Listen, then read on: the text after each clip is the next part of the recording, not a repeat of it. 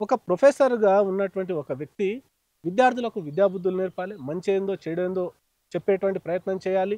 తర్వాత వారి యొక్క భవిష్యత్తును తీర్చిదిద్దేటువంటి క్రమంలో జనరల్‌గా మనం చ చ అవును. స్కూళ్ళలో చదువుకునేటప్పుడు మన స్కూల్ గోడల మీద రాసేటువంటి వాళ్ళు. దేశ భవిష్యత్తు 4 యువ గోడల మధ్యనే తరగతి గది 4 గోడల మధ్యనే నిర్మాణం అవుతుందనేటువంటిది చదివి.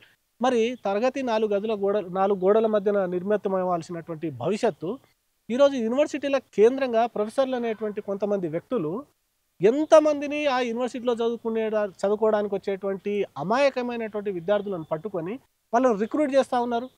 ఇప్పుడు ఈ మధ్య కాలంలో లొంగిపోతున్నటువంటి కొంతమంది నక్సలైట్‌లను చూస్తే 16 ఏళ్ళు, 15 ఏళ్ళు, అవును. నిన్న 37 మందిలో ఒక 37 మందిలో 17-22 వేల ఇద్దరున్నారు. మందిలో చాలా విజయవాడలో మందున్నారు. పట్టుబడిన వాళ్ళ దాంట్లలో ఇద్దరు మైనర్సు. అవును. ఒక అమ్మాయి, ఒక అబ్బాయి. అమ్మాయినేమో విజయవాడలో అమ్మాయినేమో వైజాగ్‌లో పెట్టారు. బాలికా సంరక్షణ కేంద్రంలో. అబ్బాయినేమో విజయవాడలో పెట్టారు.